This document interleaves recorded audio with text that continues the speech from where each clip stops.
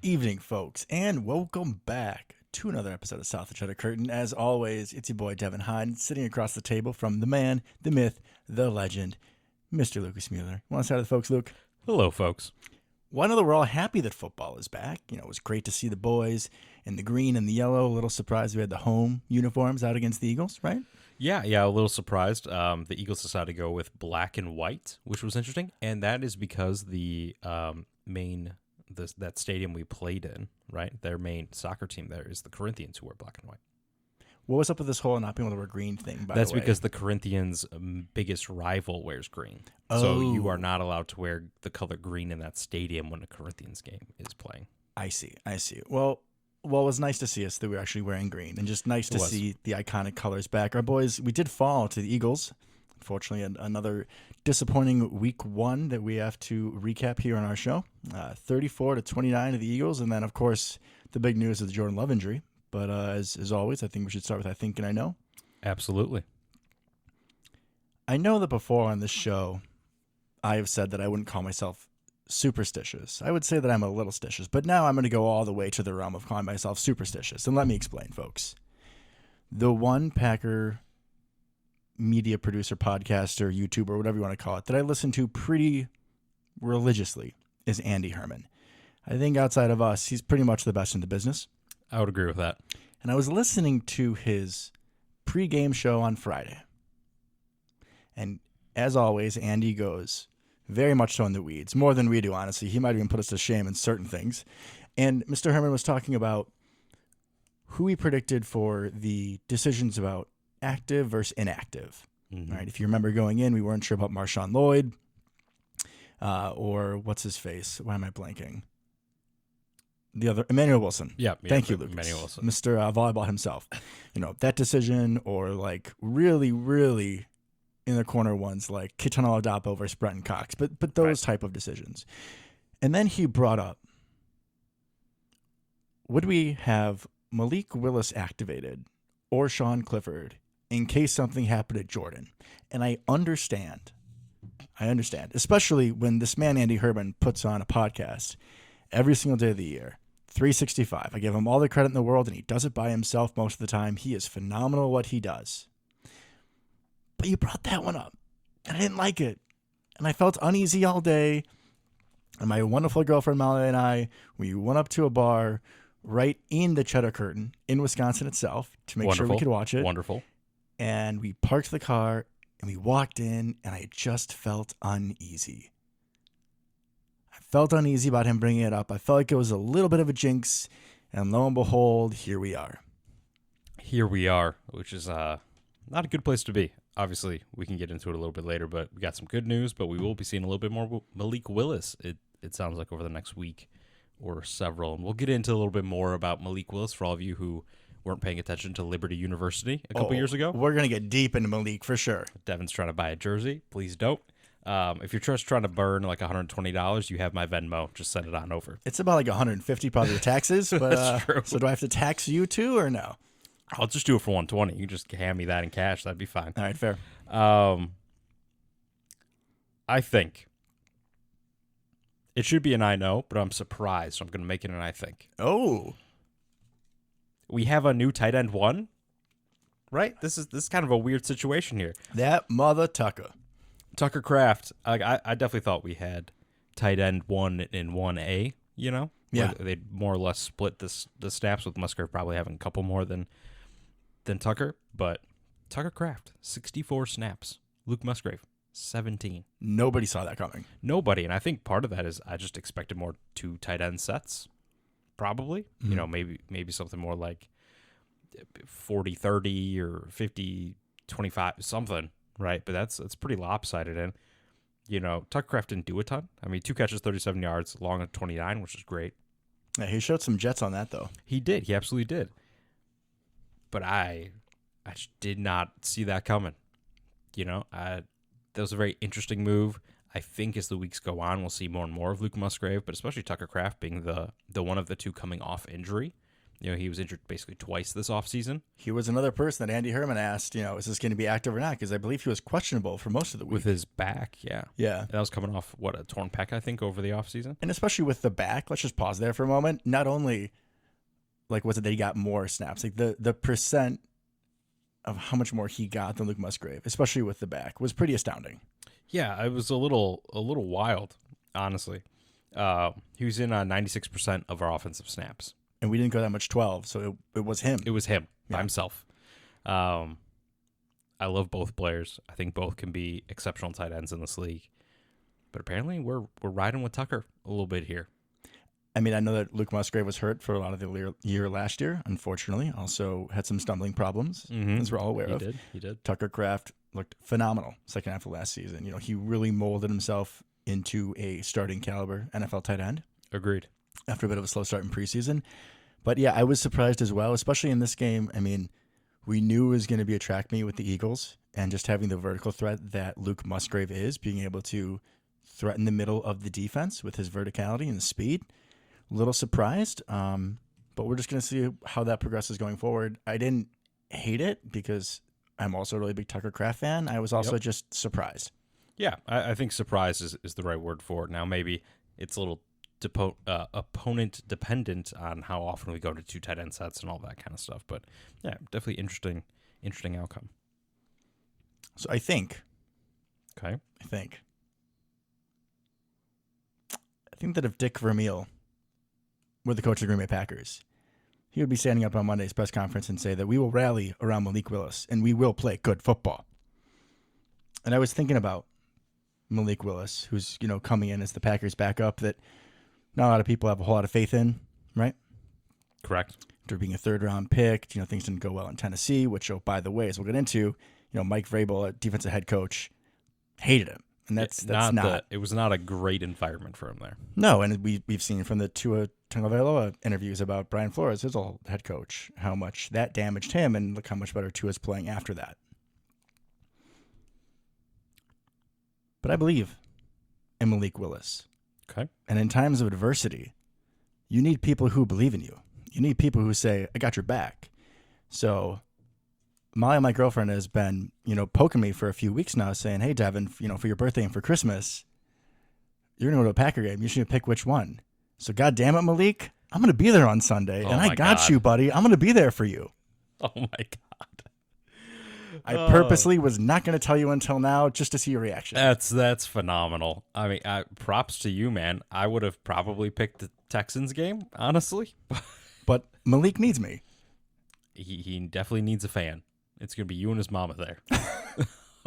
It'll be the two of us, which is why he chose number 2. Malik can see the future.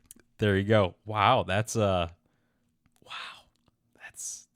interesting usage of that gift. Side note, though, I do love Anthony Richardson. He was my quarterback awesome. in Madden last year for a couple seasons, so he'll be fun to watch. In addition to the Malik Willis coming out party. Alec Pierce, deep threat there from the fine state of Illinois as well. So there you go. Which town? Oh God, I forgot. Lucas. I remember once he went to the Colts, I'm like, I'm never gonna see this guy play, so I don't care so much anymore. Well, I will see him play. I'll take a picture of him for you. Okay, I appreciate that. All right. That was a sneaky segue. You just didn't notice it. I know that we are coming back with the random Illinois town's own right now. Oh, I know where this is going. Well, this is an obvious one. It should be. Right. Jaden Reed, have yourself a day, Naperville's own.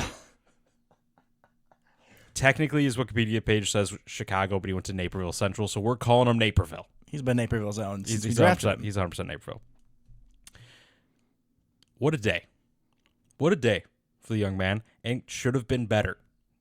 Because that free play, not free play, really, we were just playing 12-on-12 play. Insane. I have never seen that before. Never seen it. In my life. Never seen it. For those of you who missed it somehow, both the Packers and Eagles on the Jaden Reed touchdown that we're talking about that was called back had 12 men on the field. Now, apparently, LaFleur was saying that the issue was that we subbed. Like that we caught them with 12 men on the field. We're trying to hike it quick and we subbed. It's like, that's a bit of a snafu if you ask me. Yep, agreed.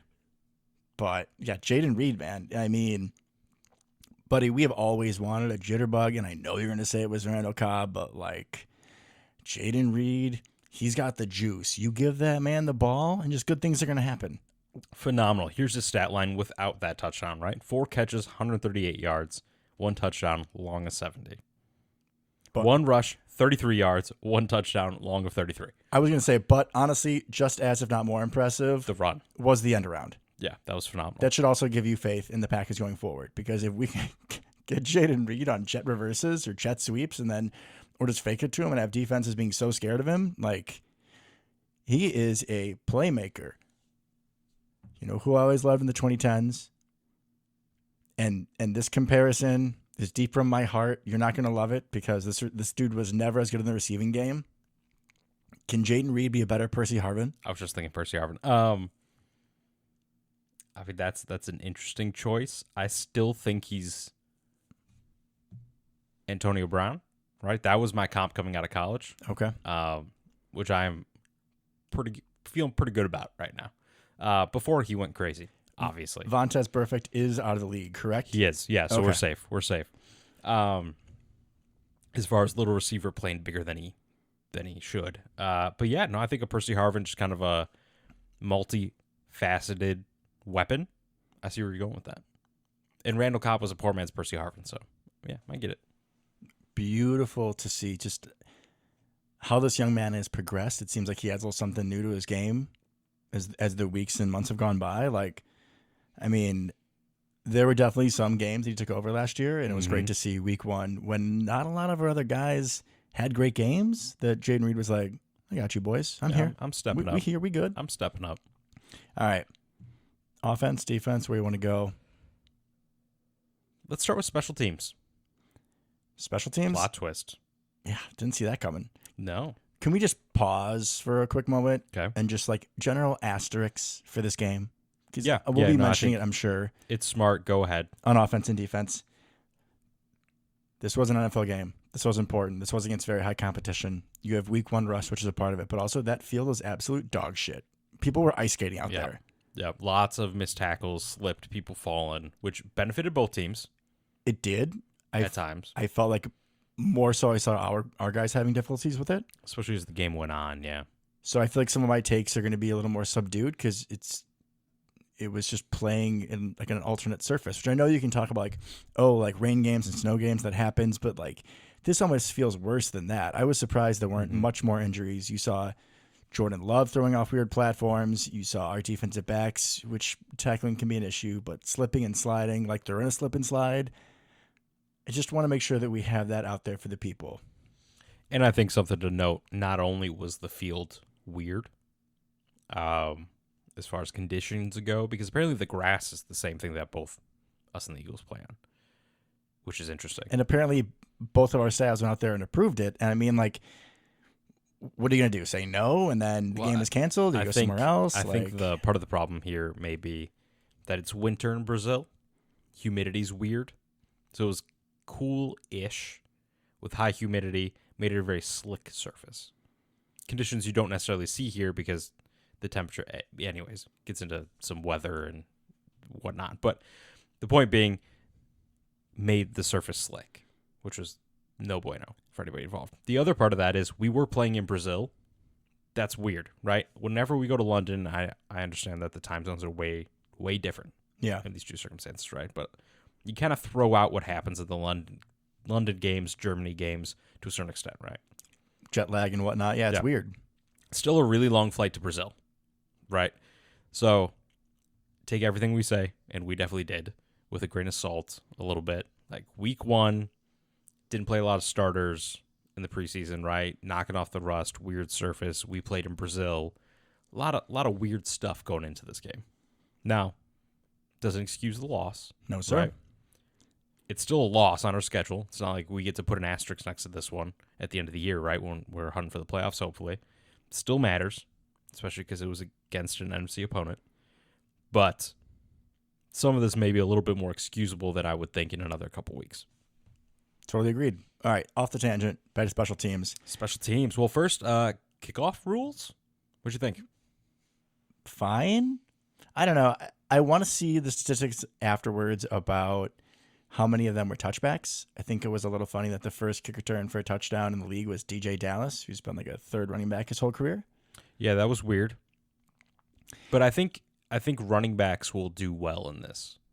Yes, I could see that. I think we're going to go away from wide receivers, cornerbacks, the little tiny jitterbug dudes, to more of a traditional long speed running back, right? Like the guy on San Francisco that almost housed one, Isaac Guerrero, right? Yeah, Louisville kid. Yeah, Louisville kid, former Wisconsin Badger before that. Big, tall, strong, super fast. Ran like a 4.3, almost flat. That's the kind of guy you're going to want back there. You're going to want running back 3 that's just a physical freak. Go do kick return. Yeah. And I know that special teams, I don't know if you wanted to go here specifically, but Keyshawn Nixon, not the best decision. And So at the end of the game, right, our last drive, we have 30 seconds left, something like that. And he runs it out from 7 yards deep in the end zone. And apparently it was an awkward catch too. Yeah, so it went nowhere, right? He got to the 20 or something. Yeah. Lost us 10 yards of field position, which at the end of the day may have mattered. And seconds too. I mean, at that point, time of the game is valuable, and defenses will often say that they would much rather trade yards for time. 100%. So not only was it not a good return, but you're also taking multiple seconds off the clock. Which mattered given how that drive played out. Indeed. Which we can get to when we get to offense. Which, talking about that drive and how things played out and how parts of that game contribute to the ending, Braden Narveson did make one of his kicks, and then he missed the other in the fourth quarter, which was unfortunate to say the least. Also, him wearing 44. He went 3 for 4, by the way. 3 for 4? Yeah. Was that bad? Yeah. 3 for 4 with 2 extra points. Oh, okay. You're including extra points. No. 3 for 4 on actual field goals. Okay. And then 2 for 2 on extra points. Okay.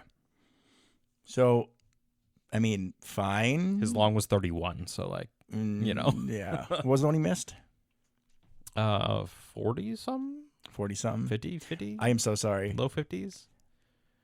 I am so sorry that I blocked out the first 10 minutes of the game because of all the emotional highs and then just the lows of us falling into our old Packer way. So my apologies, folks. Yeah, it was a tough watch. Totally. We'll get back into the offense later.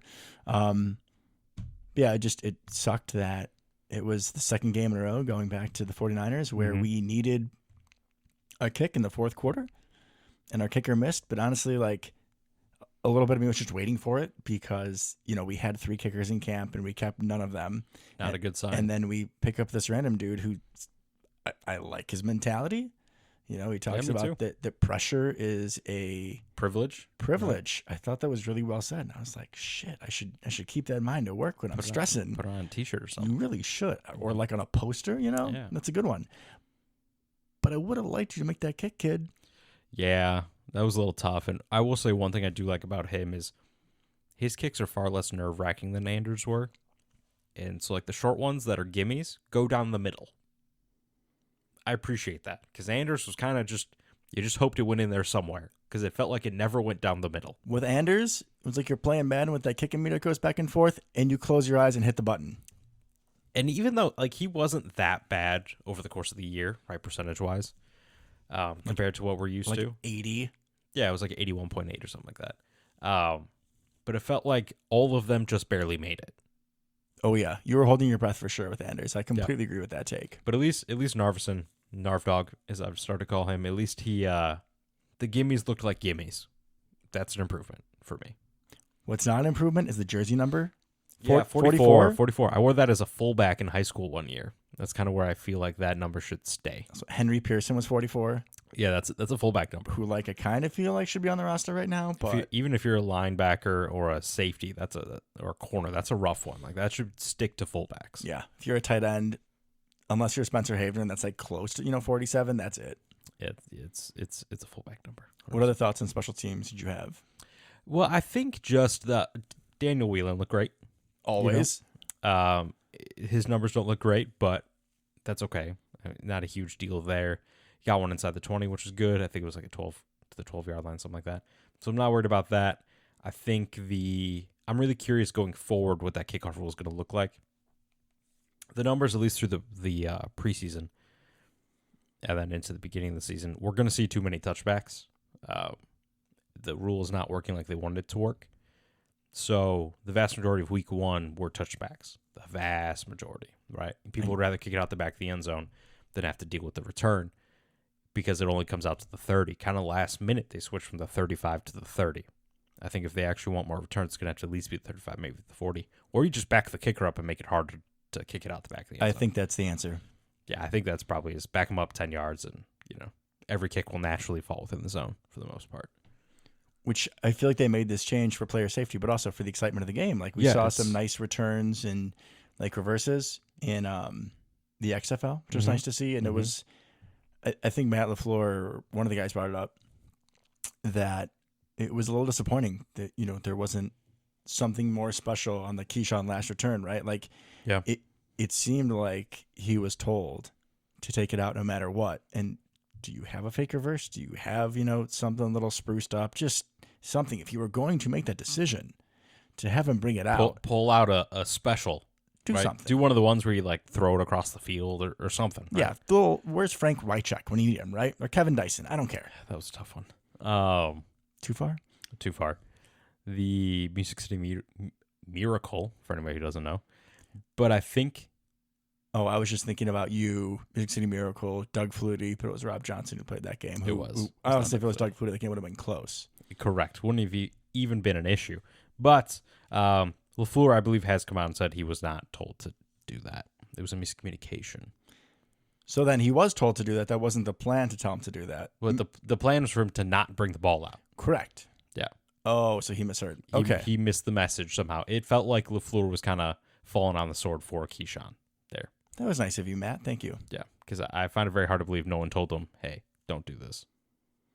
I imagine someone should tell you that. You know what Keyshawn should do? Here's a segue. Catch a freaking pick six. My God. Are you kidding me? Yeah, that would have been tough. Second game in a row. Yeah, it was Keyshawn tough. Nixon. Drop pick sixes against best teams in the NFC. Like, my guy, I appreciate you picking off Mahomes and that crazy-ass, basket center fielder over your shoulder interception that I would never think you'd make in a million years. But when it's straight to your hands, man. I feel like they're both out routes. Like they're both easy reads. Yep. And it's right in his hands, bro. And that would have been our third interception on the day. Yes. Yep. All right. So now we're to defense. Yeah, defense, and then we'll do offense because that kind of leads us to next week. But defense, what's your thoughts on our brand new defense? Little disappointed with the game plan. Honestly. Okay, why so? We didn't rush Hurts for shit. We had a lower blitz percentage this game than we had on average all of last year, which this is supposed to be Jeff Hafley's attacking defense. I understand you have to be careful with a mobile quarterback. When we did get pressure with 4, we could see that it did affect him. But I just felt like overall he had way too much time to throw. Counterpoint. If their goal was to contain him, they crushed it. 13 rushes, 33 yards, average 2.5. So if that was the goal, if that was the game plan, successful. Fair. I'm not saying I necessarily agree with the game plan. He still had 278 and 2 touchdowns through the air. I know 2 picks, which 278 doesn't sound like a whole lot, but a trickle effect of the new special teams rule is that you are seeing all across the NFL this week. Passing yards numbers are way down. Way down. Like a lot of guys throwing in the 100s that didn't have shit games. Like just since the field is shorter, the touchbacks, people having a lot less yards. So this 278 probably feels more like a 3 or 350 to me, if you ask me. Well, yeah, I think that's a good point that you bring up. J Love had 260, right? The vast majority of quarterbacks kind of fell within 150 to 250 in week 1. With, I think, only one going over 300. So these were kind of the outliers, if you think about it. Yeah, these guys were already on the top end of passing yards for the first week, which is definitely going away from the last couple years trend-wise. So I would have liked us to be a little bit more aggressive. I think I would have made different personnel decisions. Such as? Adrian Cooper needed to be on the field for Isaiah McSuffy or especially Eric Wilson. But were you watching the game? Eric Wilson was making plays. McStuffy was not. Eric Wilson crashed on a couple of those runs and just blew them up. He played better than McStuffy, fair. So if I had to take one out as opposed to the other, I would take out McStuffy. Which I definitely would not have said before the game. Agreed. Regardless, Adrian Cooper looked like the dog that we saw back in college. Like I told you when we drafted him, or we were doing our pre-show about drafting him, every single highlight that I look up, he's a human missile. I know that he took Saquon's head off on one of the plays. He looked phenomenal in the 7 snaps that he had. 11. Sorry, Lucas. To be fair, Lucas has the snaps pulled up, so he's not just some genie. I'm not inept. He's just maybe cheating a little bit. Maybe just helping the show. That's fair point. In the secondary realm, it was just nice to see that Xavier McKinney right away. Yeah, right away. It's like, oh yeah, this is the center fielder who comes out of nowhere and he gets a pick, and I was like, hell yeah, my guy. Money well spent, because that's exactly the kind of pick we don't get last year or the year before. No, heavens no. We had no center fielder that would just go off of his guy or his area because he read the quarterback's eyes and just go pick it off. Yeah. That was not something we did. All of our interceptions were thrown right to us, or like sailed over someone's head, or was like a corner breaking on a ball. Like that was it. Right? No center fielder just roaming and being a missile out there and catching a football. That never happened. Savage wasn't doing that. No. Right? Even the Rudy Fords were usually misthrows. Yeah, like overthrows over the middle went straight to Rudy Ford type of thing. Which, hey, I'll take him however we can get him. It's a pick, but the Xavier McKinney one was much more impressive. That was immediately like, oh yeah, that's why we got that guy. It was amazing. It was instant. It was perfect. Instant return on investment. Yeah. That's ROI. Textbook. Yep. So that was great to see Jerry having a nice pick to keep us in the game late. And then being an idiot. Yeah, I was honestly amazed that ball was not peanut punched out by Devontae Smith, which would have been embarrassing because that dude's like 5'7" and $145 at most. I mean, he's like 6 foot and $145. He is tiny. He looks tiny. He's skinny. He's not short. Okay. He looked like a midget chasing Jair Alexander. I was like, don't do it. Don't do it. Don't do that to me. Don't peanut punch. Thankfully, he did not. But yeah, Jair looked like he's going to get a convoy and take it back all the way. And for a minute, until I saw Devontae Smith coming out of the back of the end zone, I was like, is he going to do something here? Like, nope. I had it believe for a minute, and then I saw Devontae Smith, and that was that. I never thought for a second, I'm like, dude, what are you doing? Just get down. Let's celebrate. A little disappointing play on the defensive tackles, which you felt like would have had more success. Yeah. More than being on the field. Kenny Clark, I think overall had a quiet day. I think he was penalized at some point. But Devontae Wyatt. Yeah, that we had a defensive holding on like as a back slipped out type of thing. I say it, and this is how you know how depressing this loss was, despite the fact that we're both kind of grain of salting. I think there have been few people that have been more of a Devontae Wyatt fan than I am. I would agree. And first quarter, he had a fumble return or fumble recovery, whatever, on a blotch snap. And with what we did not do to capitalize on after that, it's like it's forgotten. But besides that, he didn't really do anything. Carl Brooks didn't do anything. Rashawn Gary had 1 sack. Keyshawn had a sack. Do you want to know who else didn't do anything? Nessie. Kobe Wooden. 0 snaps. Oh, yeah. I don't remember seeing him at all. That's because he didn't play. Unfortunate for Mr. Wooden, because he was a solid rotational player last year. Yeah, and also just kind of going off of that, yeah, Nessie didn't do much. He also didn't play much. No, he did not. We kept Preston in a lot. He was, just rattle these off. Preston, 54 snaps. Gary, 49. And Igbari, 30. We've been hearing lately that Igbari has been taking a lot of, he's number 3. Number 3 snaps. Clearly. And yeah, Nessie, Barrington zone. You get a little one because you didn't do anything. You'll get an exciting Barrington zone when you do something. After this week, when you have Malik's back, you're going to get a big one. There you go. I like it when you sack Anthony Richardson for the second time. It'd be great. That would be wonderful. It'd be great to see. One of the only people we have that has a chance at chasing that dude down. True. Did not do a lot. Yeah, we definitely could have used a lot more pressure from the edges, which, like we talked about, how much of that was contained. We did a really nice job containing Hurts, especially when he was trying to roll to his right. Didn't let him go anywhere. Was that all planned, or we just stay in our rush lanes and then bouncing outside to cut him off? I don't know. That's one of those where I want to see another game. The problem is this game, if we try to contain Hurts, we're definitely going to try to contain Richardson. So I don't know if exactly we're going to be super happy about what we see, but we'll find out. I don't know, Luke. I don't know, especially considering the fact that we now have Malik Willis playing. It might be a situation where LaFleur is telling Halfley, like, you need to dial stuff up. You need to go make plays. I mean, the freaking Bears won without scoring off as a touchdown, right? Maybe they rushed one in, but like it was a blocked punt and a pick six. Yep. Like, which I hate to compare to the Bears. I'm not going to go, not trying to go too crazy here, but like. Good news is we play them in a couple weeks, the Titans. True. Will Levis will throw us some presents for sure.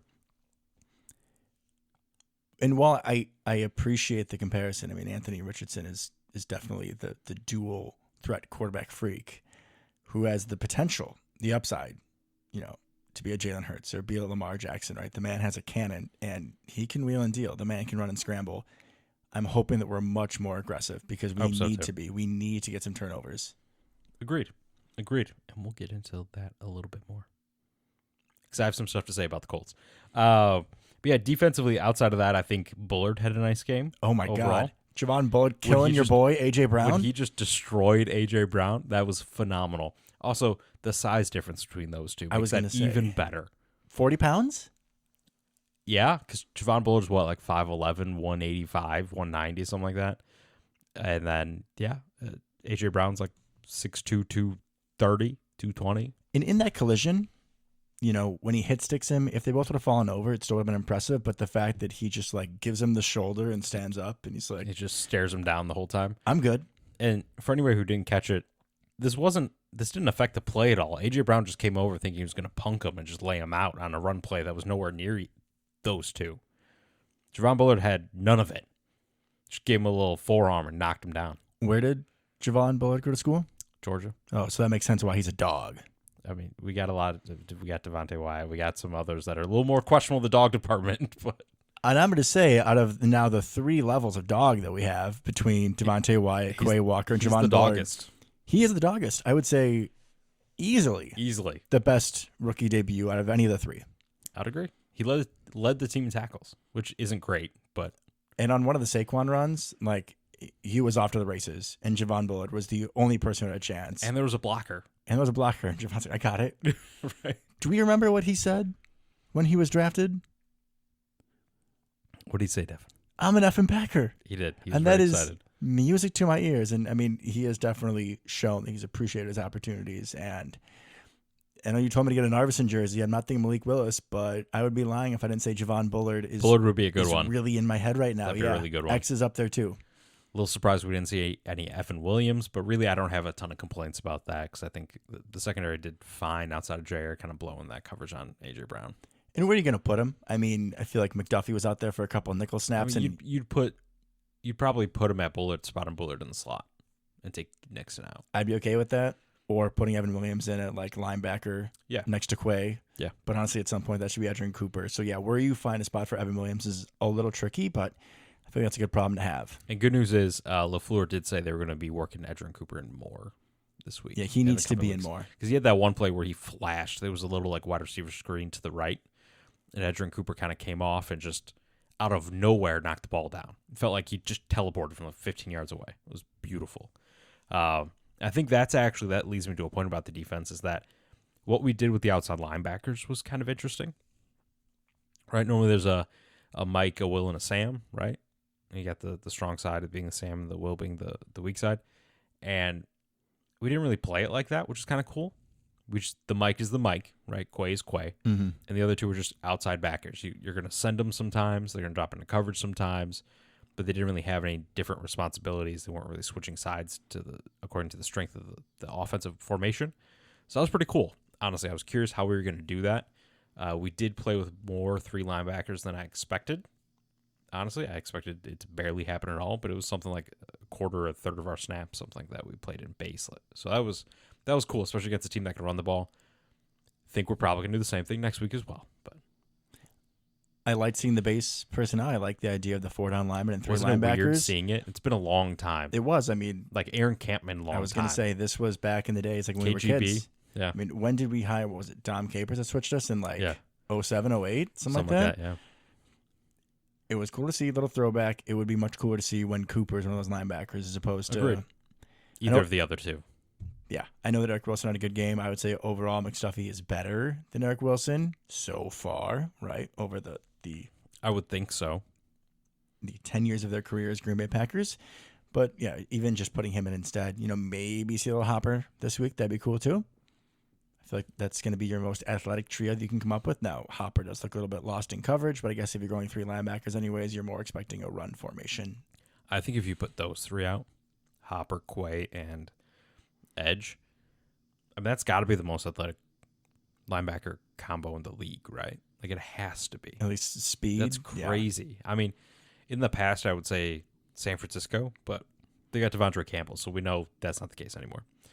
He's lost a couple steps. Shots fired. But athleticism-wise, we got at least 2 people there that are kind of hanging in the Fred Warner range of freak. So, Really excited about that group going forward and kind of how they use people. I get starting the year with McDuffie and Wilson, just kind of, but especially because Edge Cooper had an injury and missed like all of camp, you're gonna have to bring him on pretty slowly. I hear that, but you see the He's raw good, man. athleticism. He's so fast. You see the instincts. Crazy. You see the tenacity. We need that on this defense, and he honestly already feels like he's a difference maker. I mean, he's not going to start and play every snap, but I could see him doubling or tripling, probably doubling his snaps. I could definitely see that. Bold prediction for Indianapolis: he has more snaps than Wilson or McDuffie. Okay. Well, he only had 4 less than Wilson this week. How many less than McDuffie? 63. All right. Well, Coop. You'll get the Wilson one probably. All right. You'll probably get the Wilson Do one. me a favor, my guy. Start giving Matt LaFleur some coffee. Bring it to him in the early morning meetings. Yeah. Maybe a little brown nosing. Whatever it's going to take to get you on the field, because we need you, my guy. Absolutely. Anything else on defense you wanted to cover? I think that was mostly it. And there were some holes in coverage, but as we talked about before earlier, a lot of slipperoos and missed tackles were also, I feel like, a lot of slipperoos. And I agree, right? He had kind of issue on that long Barkley run. Quay kind of went in the wrong hole, and then the secondary slipped there, left that wide open. But also part of this defense, the more aggressive you are on defense, the more likely you are to give up big plays, and we saw that. That's what's going to happen, right? You're going to make big plays. The other team's going to make one occasionally too. This is the flip side of being nickel and dime to death, dying by a million paper cuts type of thing that we did under Joe Barry. It's you get one or the other or in between, but we definitely went the other way. So it'll be interesting kind of how that evolves, but be prepared, guys, that A.J. Brown touchdown is going to happen sometimes. Yeah, now, you hope not, because that was Jair being lazy, but things are going to happen. The more aggressive you are, the bigger the play can go the other way. Also, before we jump to offense, this is another game where it just reminds me that Quay Walker needs to go to a high school geometry class, because my God, bro, you are so bad with angles. So bad. Just like on some of the Saquon runs where he pops to the outside, like you're gonna jump to the inside behind the lineman, and then he's gonna be in front of you. Like, Quay, what are you doing? Like, I know I call you a velociraptor. You don't have the brain of a velociraptor, my guy. Like, come on. Yeah, not great. You're better than that. Offense. What'd you see? What'd you like? Speak to me. Interesting. I thought it was interesting that Emmanuel Wilson got the only holes in the first half. That was weird. Oh my God. Yeah. It made him look like he was correct, which was Barry great. Sanders. Honestly, I was like, it was great, but I was like, Josh Jacobs just has nowhere to go in the first half. The second half, he picked it up, and we ended up having a really nice day on the ground as a hole, which was cool. And Jacobs made some good plays, but at the beginning of the game, just the running game, just useless. 4 rushes, 6 yards. He looked like absolute dog shit. Not his fault. The offensive line did not show up early. Right. Did not at all, especially not in the run game. So I thought that was interesting. Going to need that to pick itself up, especially now, but it's going to look very different, so who knows. But I liked what we saw out of Emmanuel Wilson. Expect we'll probably see a decent amount more of him because we're going to be running the football a lot, spoiler alert. But Josh Jacobs, I mean, I was a little wary in the first half because I understand there's no holes, right? Like, I could see that. It wasn't his fault. But he did not look athletic at all. No, but then in the second half, started making some people miss. Those runs went for a little bit longer. I mean, he's never been the most athletic person on the planet anyways, but it was nice to see him kind of make some plays. So I think I am more optimistic about the run game than I was afraid I was going to be at points. Fair point. Yeah, when I think of Josh Jacobs, before we got him, I do think of primarily a power back. Mm-hmm. Someone who's got, decent speed to get through the hole, and then he's going to hit someone, carry him for a few yards. He's more of like with some wiggle. Like a 4, 5, 6, 7 yard kind of runner. He's not going to prop 20 or 30. But on a couple runs and a couple of these screenplays, especially in the second half, like you saw him get his wiggle. He's kind of sneaky, elusive, but can also run you over. So by the end of the game, I was pretty happy that we picked up Josh Jacobs. I was like, kind of like you said, I was a little skeptical in the first half, a little worried about the running game. But yeah, he definitely bounced back nicely. I think he finished for like 80-something yards. I'm sure you're going to pull it up. But it was a pretty good average, helped by, again, a 20 and 30-yarder. Yeah, he ended up with 84. On 16, so 5.3 average. Yeah, especially with how piss poor the first half was, and then you get helped out by a couple longer in the second half. He started a few good in-between runs there, so I was happy with his debut. But yeah, Emmanuel Wilson was not feeling great about him as being RB2 coming in, but he showed like he had some pop. Marshawn Lloyd, you better fight for your job when you come back. Yeah, that'll be interesting. I think I'm still really excited about Marshawn Lloyd whenever that happens because he does bring definitely a different dynamic. Emmanuel Wilson had some pop. Marshawn Lloyd's a whole different level, right, of explosion there. So that'll be cool. Yeah, 4 for 46, just a nice day overall. I feel much better about him being RB2 right now. Oh, for sure. I feel like maybe I was unkind to him when I felt like he was just a practice squad body.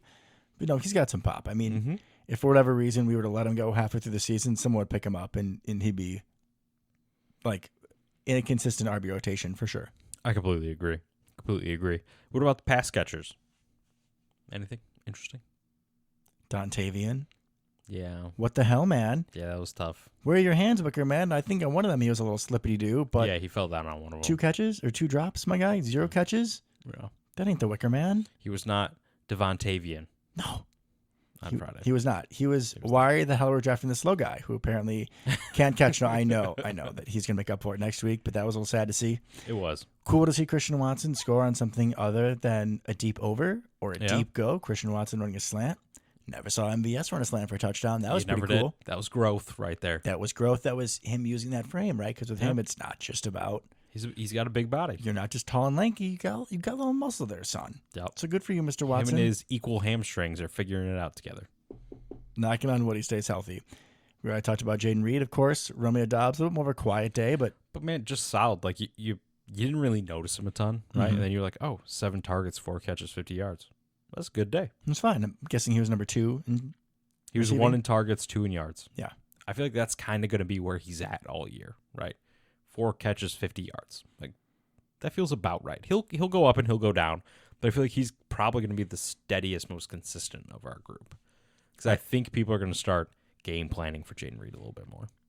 I think that's a fair assessment. And you're going to game plan for Jaden Reed, or if Christian Watson stays healthy, you're going to game plan for Christian Watson. If we can start getting more out of Mr. Musgrave, there's that. And he's so steady, like you said. But he isn't the sexiest wide receiver. Like, he doesn't go off for crazy yards except in Dallas, so teams are going to forget about him, and he's going to make people pay, especially in the red zone, as we know. He is absolute money on like a 10-yard out, though. Oh yeah. It's free. It's free money. It feels like You gotta hit him on one of these out and ups. That's gonna be money one of these days for him. We got to make that happen. And then tight ends where I talked about Tucker Kraft's share. It was unfortunate that the one of the few times I went to Musgrave was the interception, which just didn't quite sit right with my eyes. The Jordan Love that we have known to love, no pun intended there, I promise, spoiled by the second half of last season and how precise he was. And I'm going to say this, and some people might not like it, but for so many years of there, and like he just rips it, and you just have faith. Mm-hmm. And with Jordan, he rips it, and I just have faith. So when you see like a dumb interception like that, where he's fooled by Reed Blankenship, a white safety, like I'm not gonna be thrilled with that. I'm sorry, it's just reality. Like if it was Cooper, it would have been a whole different story. Yeah, Cooper DeJean, Iowa, miss you, but. It was just weird to see. And apparently Zach Bond was involved in fooling him. Zach Bond, was like kind of outside linebacker, edge rusher that we drafted out of Wisconsin. Yeah, he was an edge rusher on the Saints. And had like 15 tackles in this game. He leads the NFL currently. Crushed it, yeah. Insane. And now he's a middle linebacker. Weird. And helps confuse Jordan Love. I don't know exactly. I heard on one of the shows I was listening to that I think he like took away one of his reads by dropping into coverage. Then he went back to Musgrave late, something like that. So that was a little disappointing to see that Musgrave, in the few times he was involved, it was intercepted. But kind of going back to the whole discussion of the field, I just felt like Jordan didn't trust it. Mm-hmm. And we saw early in last season that his footwork was spotty, and that's why a lot of his throws were early on, right? I mean, you remember like the first 6 weeks of the season of the show, it was like we could count on every offensive play was going to be a hold or a false start or just a Jordan Love awful whiff. Yep. And we really got away from that as he settled in. He got more sure of himself. His feet were more steady. He was more confident with his feet and what he was seeing. But this game with this turf, man, we still saw some of the beauty, but we saw some of old Jordan Love. Yeah. He slipped pretty early on, like pretty obviously slipped. And I think after that, he just didn't trust it. Didn't trust planting and driving through his feet. So That's an issue. You need to do that. You do. Even Aaron Rodgers has to do that sometimes. He was kind of the king of not having to do that. We ran into that towards the end of his tenure. So, yeah, there are times to be off platform. You don't need to be off platform when you have a beautiful pocket around you, right? That's the time to plant your feet, throw the ball, right? Be accurate, be decisive, and we definitely missed some of that. Now, I think it's probably a little overstated how bad Jordan played. I don't think he played awful. He just didn't play to what we expect from Jordan Love. Agreed. But if this is the new floor, I'm still feeling pretty good. This is still a game we should have won. God, how many times do we say it on the show? This was a bad one because just so much dumb stuff happened. Can we just start for a second with talking about how we should have won, about the 2 turnovers that we get? We start in Eagles territory with the Xavier McKinney interception and the Devontae Wyatt fumble recovery. And we settled for 3 times, for 3 both times like O'Malley. And I was like, That's it. We're going to regret this shit. Like, yep. I know the script. Watching a football game, every time that happens, you're like, no, that wasn't it. You got 2 of those. I know Jacobs fumbled and we recovered, but there was just enough like Packer hijinks. There was like, we're not winning this game. And at the end, we still had a chance. We did. And speaking of the end, it felt good, right? So that first play was awesome. That is an Aaron Rodgers Packers play. The question is, I've heard this play talked about and had 2 different plays it compared to. You said Jeff Janis. I heard other people say Jared Cook. It's also Jeff Janis the other time because he rolled out left for all 3 of them. Correct. So it's really just, that play pretty much. I feel it's more, honestly, I feel it's more the Jeff Janis one. Personally, the first one in Arizona versus the Jared Cook one. But we're splitting hairs for absolutely no reason. Anytime I saw, and I had this feeling, right, after a certain amount of time with Aaron, when he rolled left like that, when he just stood, bail left, and you see that tackle kind of go with him, right? I'm like, oh, this is going to be like a 50-yard completion, like every time. Something's happening. Yeah. We're up to some shenanigans. So when I saw Jordan do that and nail it, I'm like, woo. I got faith. That made me feel a lot better about the rest of the drive for approximately 3 seconds. And then what happened, Lucas? And then Jordan tried to do a little some, right? Got some pressure, try to just flip it backwards, which is kind of a smart play, by the way, to the running back to try to just avoid the sack. Went well. Got hurt. Not good. Not good. Big problems. Jordan Love goes down. In comes Malik Willis. Tries to throw, I think it was an out route. If that was the ugliest I've ever seen in my life. Yeah, it wasn't great. Might have been a little rusty, a little nervous. So that's an incomplete pass. And then for the Hail Mary, tries to get out of the pocket. I think he slipped. Like he gets sacked. He did slip at some point. Definitely slips. So again, the grass. And I know. So many of you are going to roll your eyes at Malik Willis and watch horrible tape of him in Tennessee. He looked a lot better in the preseason. He did, honestly. And he is raw. He is a poor man's Anthony Richardson, where he's got wheels and a cannon. And his Madden awareness rating is like 54, and his accuracy ratings are in the 70s at best. Yeah, he's got wheels and a cannon and literally nothing else. So I promise you that if he got that ball off, he would have made it in the end zone. Oh, there's no doubt. If he was on platform, no doubt. Which was not a given with that grass. If he was on platform, ball makes it in the end zone, who wants to be Jeff Janis now? Great question. Probably not Dontavian Wicks. Honestly, like you were talking about Aaron rolling left. Yeah. I'm really starting to get the ultimate trust in Jaden Reed in Naperville's zone. And that'd be a tough one because he's not very tall. It isn't about the dog in the fight. To be fair, Jeff Janis was like 6'3". Richard Rodgers was 6'4". Randall Cobb got that one. Okay, but that one just like went through the trees. Like it was all those guys in front of him, and he just caught it behind him. Can we talk about how blessed we are about talking about the myriad of Hail Marys we've witnessed? Yeah, it is a true blessing. Honestly, as Packer fans, we have been so tortured, which I know people roll their eyes. I know we've had so many franchise quarterbacks back to back to back. But with the amount of playoff heartbreak that we've had in so many different ways, like we could have whole shows about. We could. The different types of heartbreak, the different degrees. Next offseason. How we find ways to lose. We're exceptional at it, especially in the playoffs. But yes, we've been so blessed by the myriad of Hail Marys. But the Randall Cobb one, I think, Has to be the most improbable. I know that the whole Arizona game where we only have 3 receivers and really only 2 because the hoodie was being covered by Patrick Peterson in his prime. So it was Jeff Janis, Jared Abbrederis, and I think Eddie Lacy at running back. Like, how we stayed in that game is beyond me. And we love Jeff Janis. So like, that also plays into our memory of that game. Oh, he was our favorite player. Yeah. Totally. But Randall Cobb's just the fact that I've never seen a Hail Mary go through. It was literally like through the trees. There's, 6, 7 guys, Yep. 16, 18 arms, whatever it is. I don't want to do math. This isn't a math show, folks. I might have given too many arms there. Maybe a couple of guys have 4 arms, but crazy. Bonkers. So, yeah, Malik Willis comes in, and then people are talking shit because he got sacked. I mean, the man slipped on the field. It's what It doesn't really matter. We've been saying the whole game, yeah. Is what it is. So, Jordan Love, thankfully, sounds like he has avoided major injury. It appears to be an MCL sprain. Mm-hmm. So, I believe the timetable I've heard, Luke, is I've heard 2 to 4. I've heard 3 to 6. What are you hearing? So I think it's technically 3 to 6, but they're hoping to get him back on the early side of this timetable. I expect probably around 3 weeks.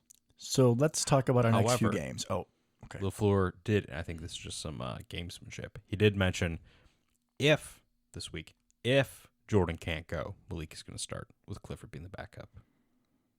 Oh, there's no way Jordan's going. Yeah, no, there's absolutely no way. Now, to be fair, I saw somebody mention this, and they're absolutely right.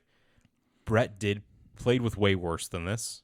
Aaron did play with a torn MCL for an entire season. So it's not impossible. I'm not saying we do it, and we shouldn't. Those are also 2 of the historically tougher quarterbacks in the history of the league. So it's unlikely Jordan can live up to that.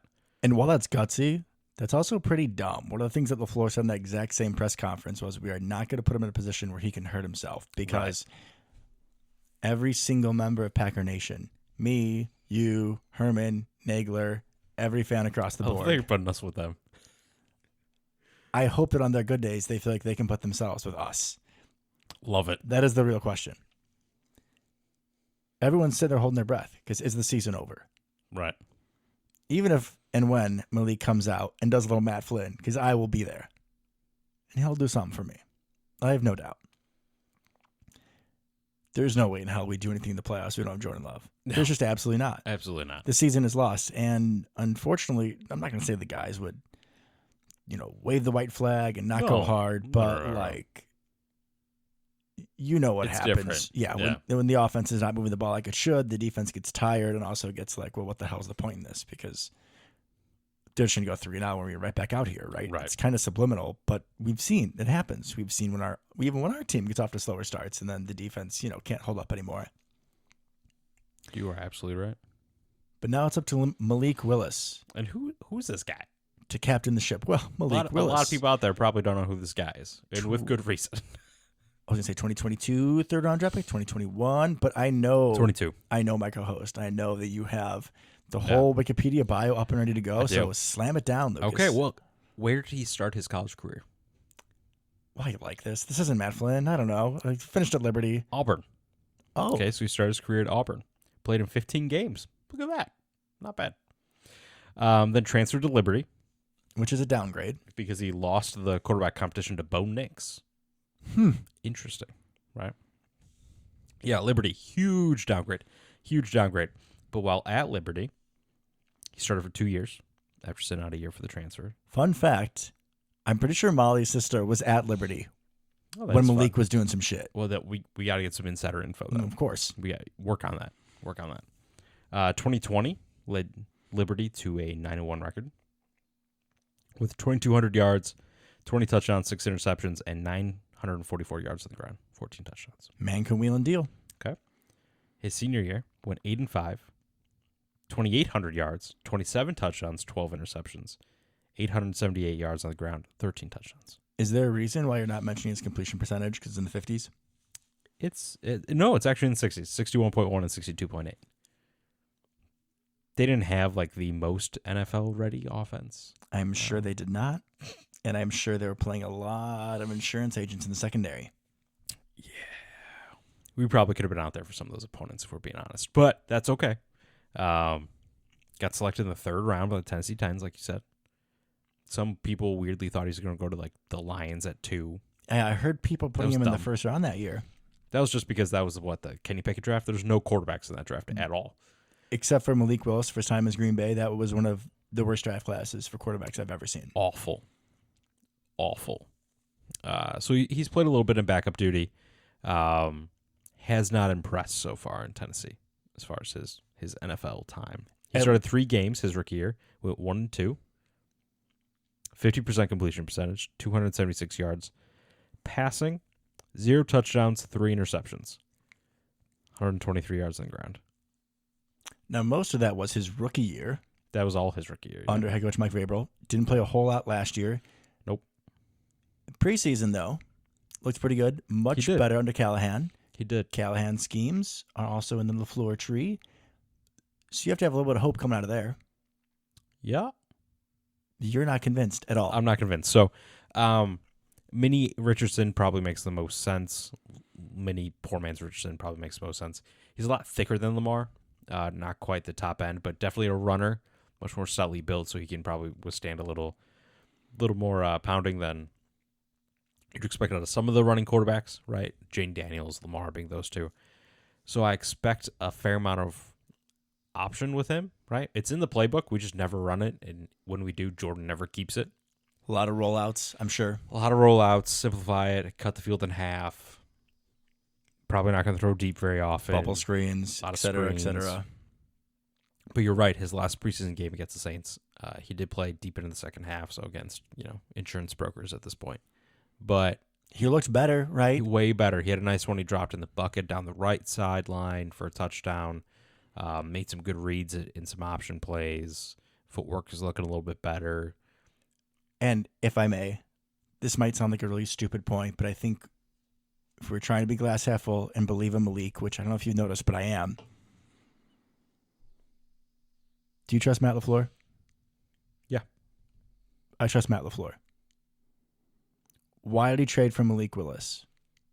Well, I mean, Goody did, but yeah, point stands. Would he trade for someone he wouldn't believe in? No. He's not coming in to start, but he's trading him for this exact situation because he believed that that man would give us a better chance to start than the 2 guys that we had, that everyone else that would be a free agent, that other guys that we could have easily traded for. No, you probably don't assume it's going to be game 2, right? You need to have a little more time with the playbook. That's not ideal. He's only been here for like 3 weeks. You don't, but you trade for him with that confidence.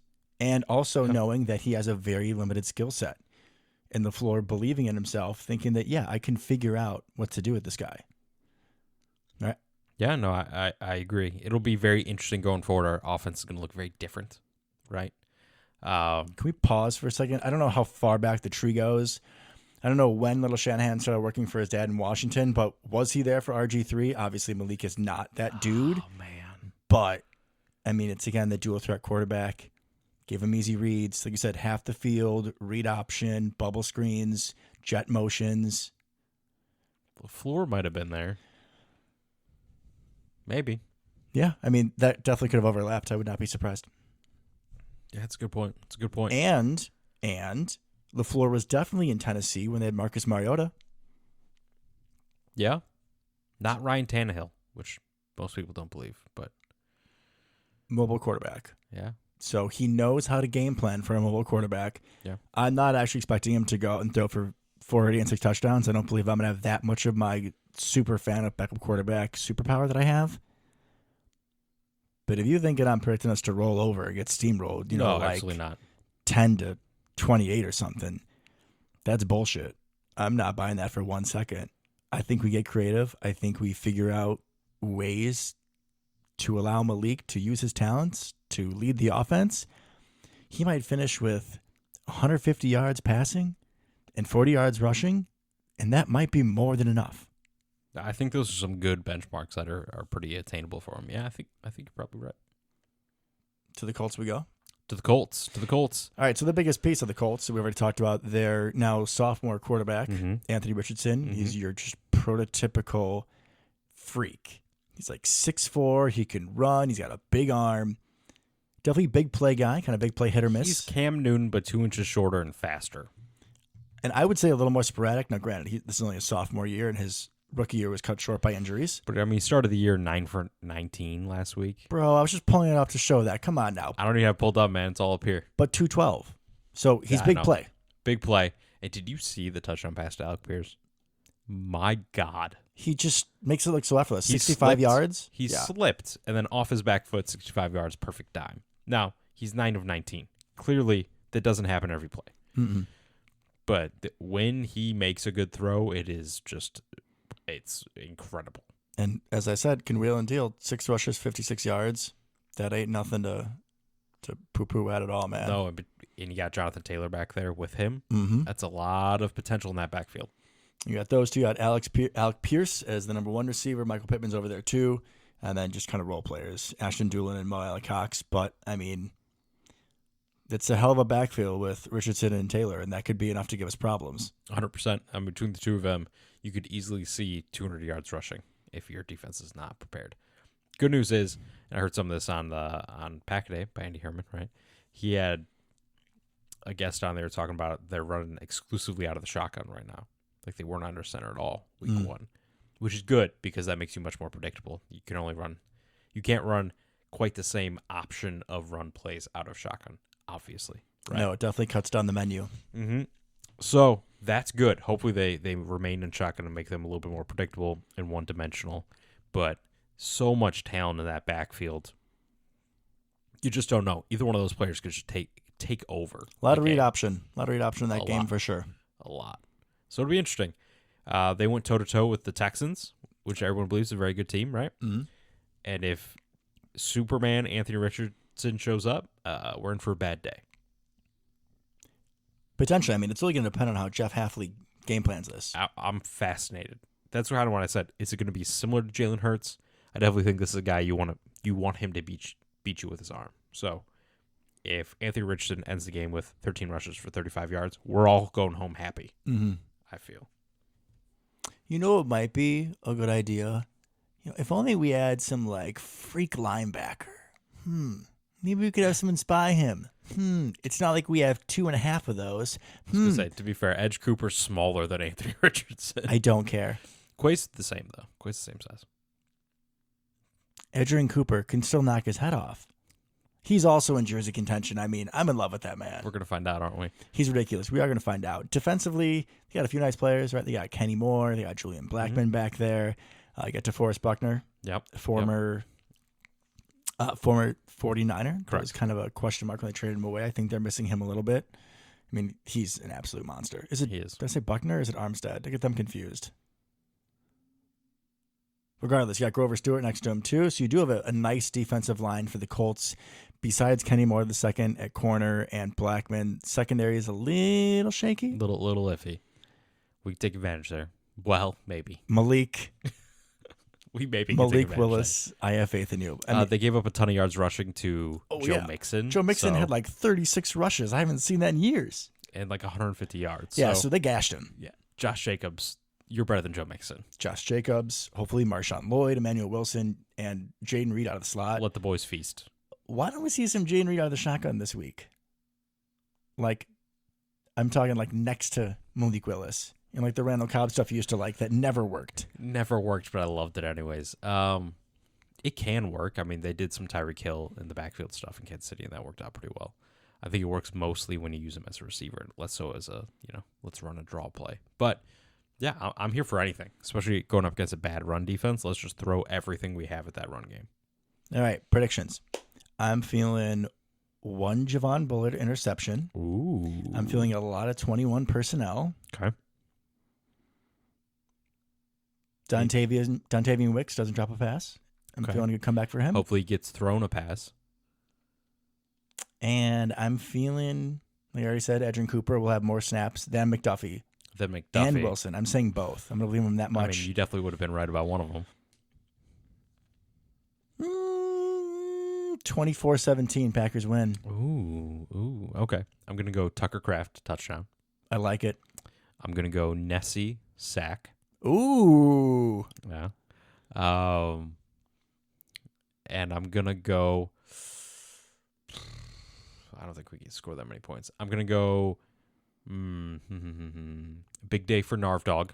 Oh, God. I'm going to do something weird, man. I'm going to do like 1914. You didn't say which Us. team, Lucas. Us. Good Well, I heavens. feel like that's just implied. 1914, I think Nardvog gets 4 field goals, and we get 1 touchdown. And that's just Tucker Kraft. That is very specific, but that's my prediction. I have to throw one more in now. Okay. I don't know what Luke Musgrave will do in this game, but I can promise you one thing. He won't fall down. Because the last time I was there, he did not fall down against the Rams and made his way into the end zone. Good point. Unfortunately, it can't be a repeat performance watching Anthony Johnson pick off a quarterback. That was wonderful in the moment. Won't be happening this time. Never again for us. But it's going to be a hell of a game. It's going to be interesting. It's going to be very interesting. We have the Colts this week. Titans after that. Titans, and then the Bears. No, we don't play the Bears till November. Vikings, my bad. Vikings with the reincarnation of Sam Darnold. Vikings, then Rams. It's going to be Vikings, then Rams. So hopefully it's just 3 weeks for Jordan Love. Yeah. What would a successful record be? Like, what's your goal here? I think that we're doing 3 weeks. 3 weeks. Let's say he's out for 3 weeks, and those are all winnable games. I think realistically we go 1-2. I think I'd be happy with 2-1. We win them all. We win every single one of them. Okay. Malik finds a way. That's fair. I was not putting into account the Malik Willis revenge game in 2 weeks. Absolutely. So. Okay, and it's Sam Darnold, right? Like, he played better in week 1 than he has his entire career. That is not who he is. We know who he is. Yeah, but Aaron Jones' revenge game, so I'm a little worried about that. He's going to see some ghosts. Not Aaron Jones. Aaron Jones sees no ghosts, but Sam Darnold will see some ghosts. And I think a lot of Minnesota's secondary is suspect. Harrison Smith is like 45. True. We'll find out. We got a couple weeks. All right, folks. Until next time. Go Pack Go. Go Pack Go.